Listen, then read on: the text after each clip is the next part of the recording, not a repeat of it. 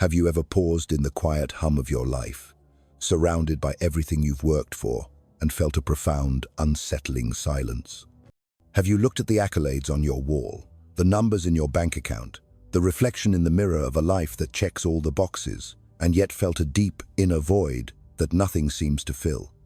This is a sacred whisper from your soul, a divine inquiry that echoes the words of the great thinker Erich Fromm. If I am what I have, and if I lose what I have, who then am I? This is not just a philosophical question. It is the silent ache of our time, the hidden unrest beneath the surface of modern existence. So many of us are running a race we never consciously chose, chasing a horizon that always recedes. We believe that with one more achievement, one more possession, one more like, we will finally arrive at the shores of peace. But what if that peace is not a destination to be reached, but a state of being to be uncovered? What if the very things we cling to for identity are the bars of an invisible prison?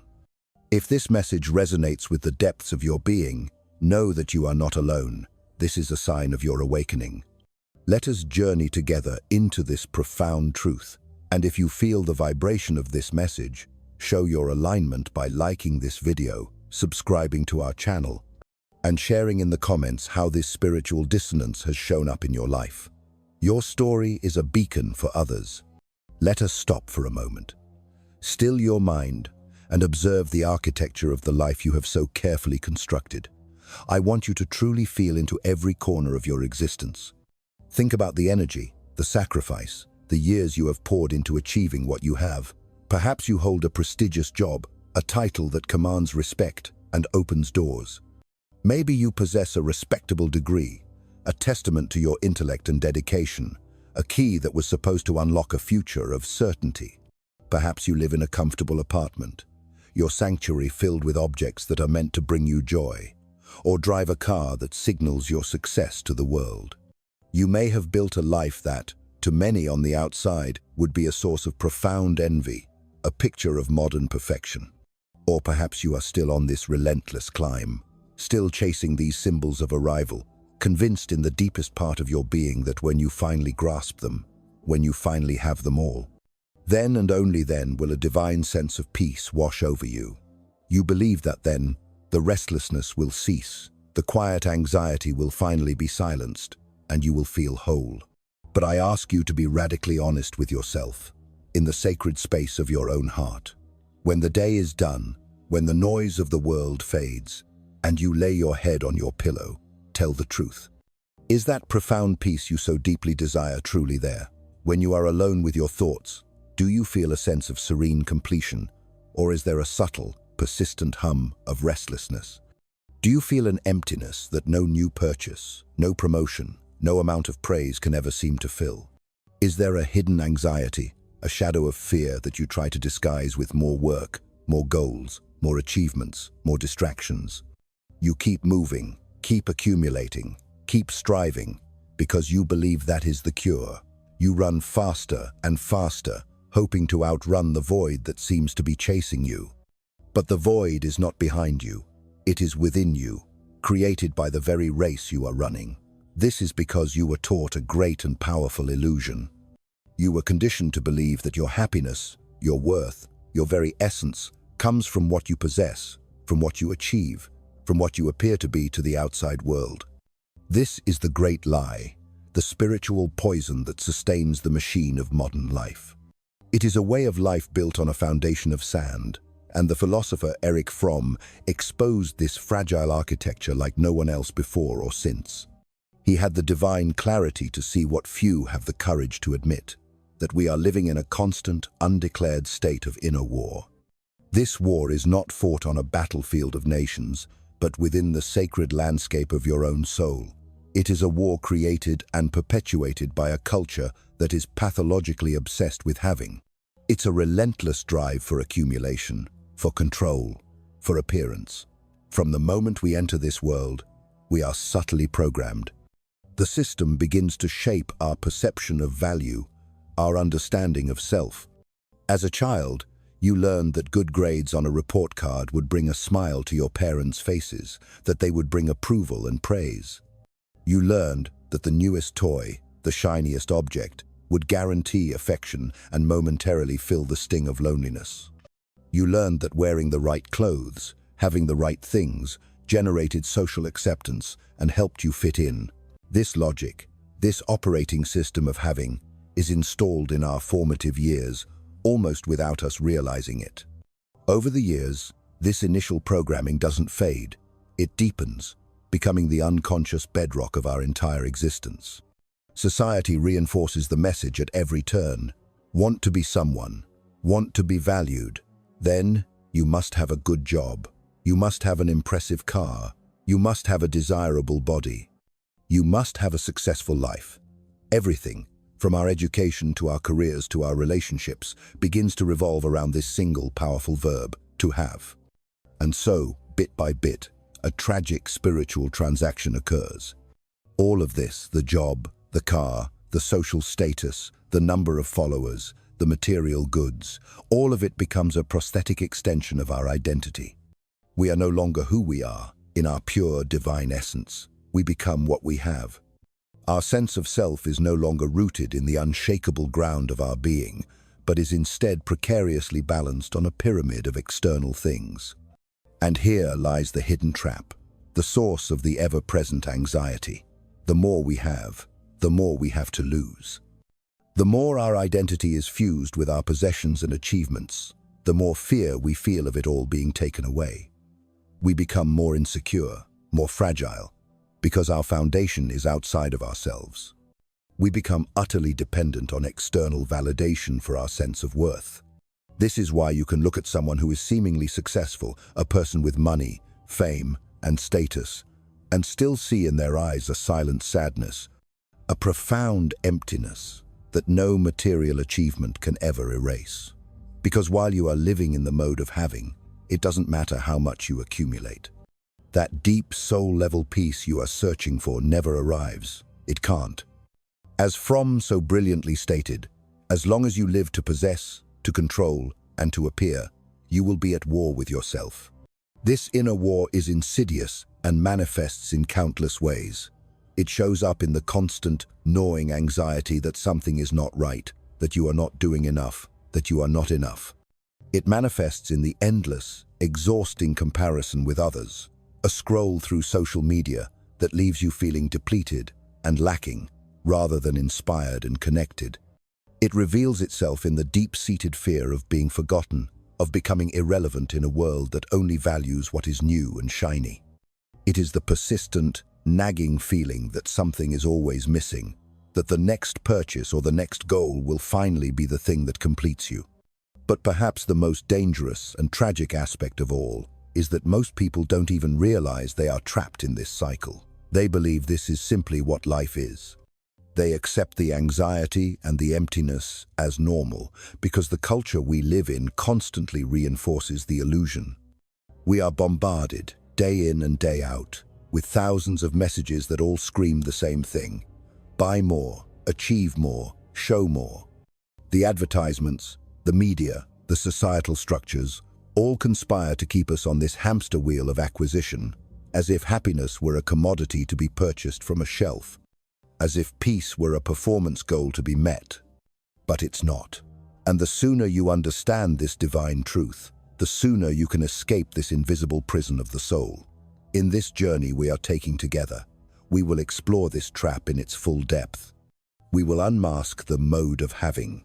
We will come to understand precisely why it dominates modern society, what its hidden and devastating effects are, and why it ultimately prevents us from living a full, vibrant, and authentic life. But more importantly, we will discover the other path.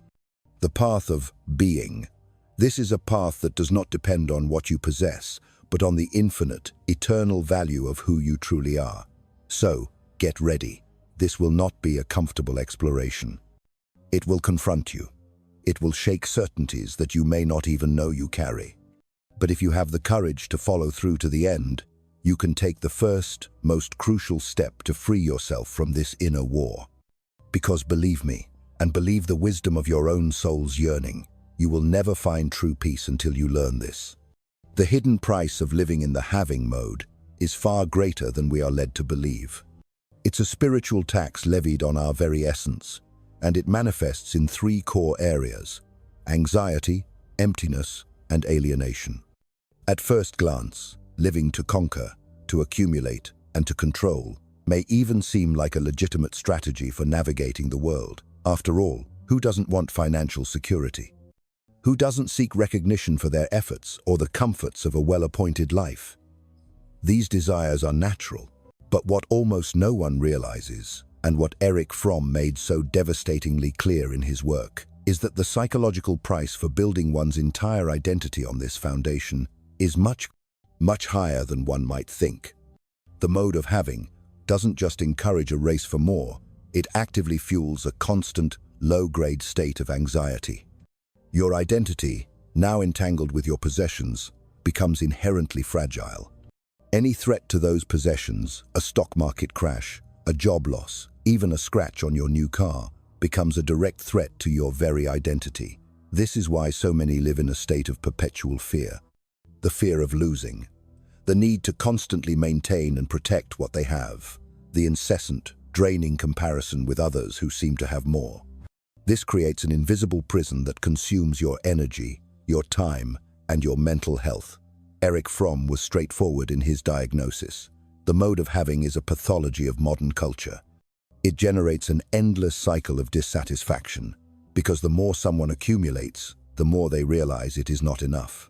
The pleasure of a new achievement or a new purchase is fleeting. It soon fades, and the hungry void demands the next goal, the next obsession, the next artificially created need. And so, many spend their entire lives on this relentless treadmill, believing that one day, upon achieving just one more thing, they will finally feel a lasting sense of peace. But that day never comes. Worse still, the mode of having is not limited to material possessions. It contaminates the sacred ground of human relationships. Many people begin to treat their partners, their friends, and their colleagues as just another item to be possessed. They use possessive language: my boyfriend, my wife, my followers, my employees. People are subtly transformed into objects, commodities that exist to fulfill a need or to enhance one's own status. And like any object, they are expected to meet certain expectations. If they do not, they risk being discarded or replaced. This way of relating to others inevitably isolates us.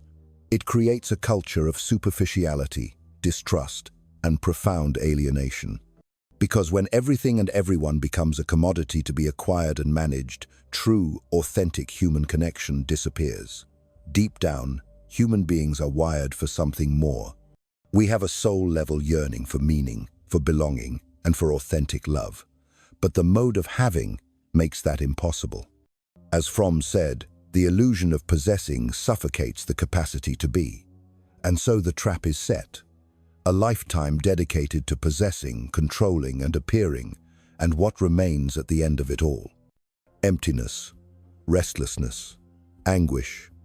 This void is the second hidden price of the having mode. It is a profound sense of lack of meaning, even when surrounded by an abundance of possessions and achievements. The individual begins to realize, whether consciously or unconsciously, that all of it is transient, fragile, and ultimately superficial. It does not answer the most fundamental questions of the human soul. Who am I? What is my purpose? What truly connects me to existence? And the more they try to drown this existential void with new acquisitions, the deeper and more cavernous it becomes. This is the root of the existential boredom that Fromm described, a boredom that does not arise from the absence of activities, but from the absence of meaning. A life dedicated solely to having is a life that starves the soul. And there is also a third price, perhaps the most painful of all: alienation. When everything becomes an object of possession, belongings, people, even one's own identity, the individual distances themselves from their own true essence. They begin to live a manufactured version of themselves, a persona shaped by external expectations and the cultural imperative of consumption. In this process, authenticity is lost. Relationships become superficial, and the connection with the deeper dimensions of life, love, compassion, creativity, spirituality weakens and eventually withers. Erich Fromm was incisive in his observation. The mode of having isolates man from his true nature and deprives him of the authentic experience of living. When this happens, the person not only feels empty and anxious, they become a stranger to themselves, a disconnected being floating amidst an existence they no longer truly understand. This is the hidden price that millions pay every single day, often without even realizing it. But what if there were an alternative? What if there existed another way of living, a way capable of dissolving this anxiety, filling this void, and restoring the connection to what truly matters?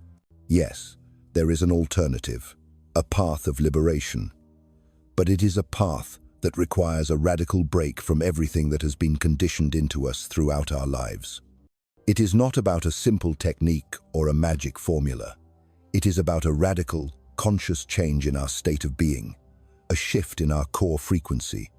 Erich Fromm called this alternative a mode of being, and the difference between this mode and the mode of having could not be deeper. In the mode of having, your identity is tied to possessions, to achievements, to what is displayed to the world.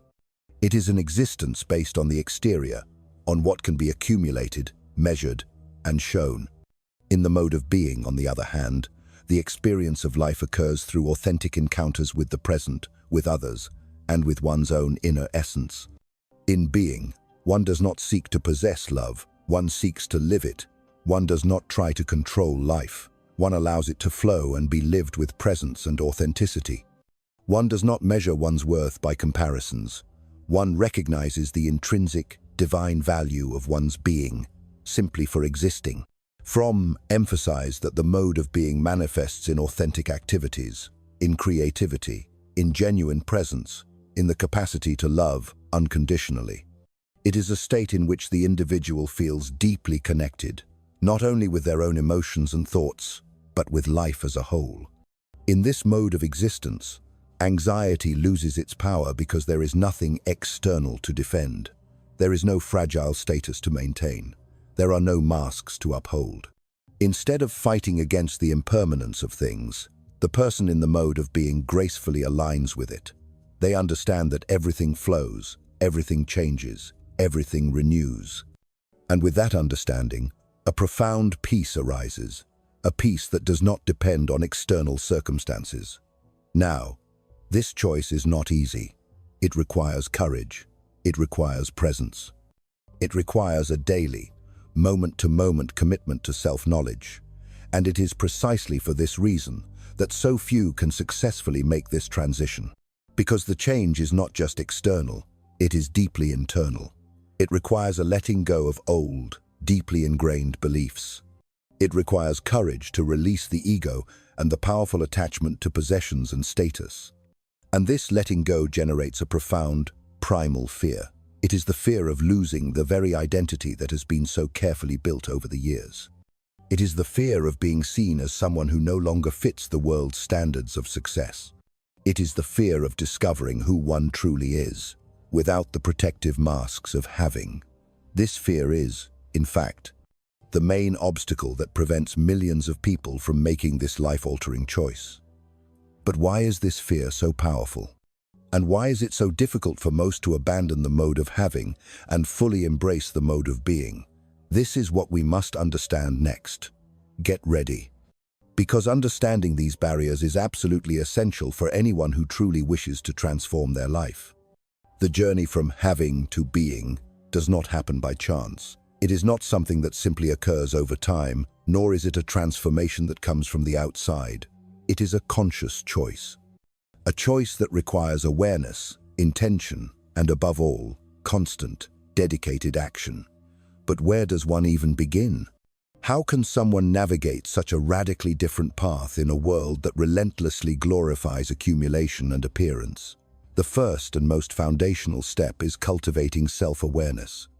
It is absolutely necessary to see, with total and unflinching honesty, where and how the mode of having operates in your life. What are the areas where you still measure your worth by possessions or status? In what moments do you find yourself acting more to appear than to be? This inner investigation is not always comfortable. It reveals difficult truths about our motivations and our insecurities. but it is absolutely necessary. Without this deep, honest look, the old pattern will continue to operate in the shadows, unconsciously guiding your choices and actions without you ever realizing it. The second step is detachment, but this is not about renouncing everything you own or living like a hermit. The detachment that Fromm proposes is an inner detachment, a profound change in the relationship you have with things, with people, and even with yourself. Possessing things is not the problem. The problem is being possessed by what you own. When an object, an image, or a title defines who you are, you become a slave to it. The challenge, then, is to learn to enjoy things, experiences, and relationships without letting them determine your worth or your identity. Thirdly, it is essential to cultivate authentic experiences. This means actively engaging in activities that express who you truly are, not what society expects you to be. This is about creating, sharing, learning, and loving, not to impress or to gain something, but to fully and vibrantly live the moment. It is in the flow of these authentic experiences that the mode of being flourishes. Each moment of true presence, of genuine connection, weakens the dominance of having a little more. Another essential aspect is transforming the quality of your relationships. Relationships that are based on having are fundamentally utilitarian. The unconscious question is always, what can this person provide me? Relationships based on being, however, are authentic encounters between two consciousnesses. It is in true listening, in the welcoming gaze, in the unmasked dialogue, that the space for being is built. Finally, it is necessary to develop inner courage. This is the courage to face the fear of losing status, of being misunderstood, of not meeting external expectations. It is the courage to say, I choose to be, even when the whole world seems to value the opposite. It is the courage to listen to your inner voice, even when that voice, shaped by years of conditioning, still whispers that this path is risky. And yes, it is risky. It is risky to step out of the herd. It is risky to abandon old certainties and securities. But the greatest risk of all is to live an entire life as a prisoner of the mode of having and in the end, realize that you were never truly free. Now, you already know the way. The map has been laid out before you. You know what needs to be done. But there is a decision, a choice, that still needs to be made. And it is precisely about this choice that we will talk next. The choice between continuing in the old cycle of having, with all its weight and its suffering, or embracing, once and for all, the mode of being. And this choice, this sacred decision, no one can make for you. Now everything is clear. You have seen how the mode of having works, how it seeps into every aspect of life, shaping the way you see yourself, how you relate to others, and how you seek meaning in the world. You have also seen the hidden price paid for living this way, the constant anxiety, the existential emptiness, and the profound alienation from your own divine essence. And you have discovered that there is an alternative, the mode of being, a lighter, more authentic way of existence, more connected to what truly matters in the soul's journey. But the question that remains is simple and inevitable. What choice will you make?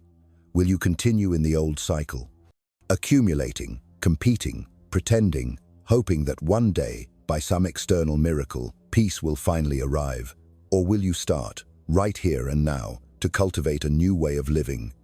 Because it must be said with absolute honesty, as long as you live in the mode of having, you will be at war with yourself. It doesn't matter how much you achieve. It doesn't matter what you show the world. The emptiness will still be there. The peace you seek will never come from the outside.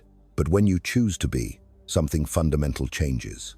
Anxiety loses its grip, the masks fall away, and an inner space begins to open, a space where true freedom, true love, and true peace can finally flourish.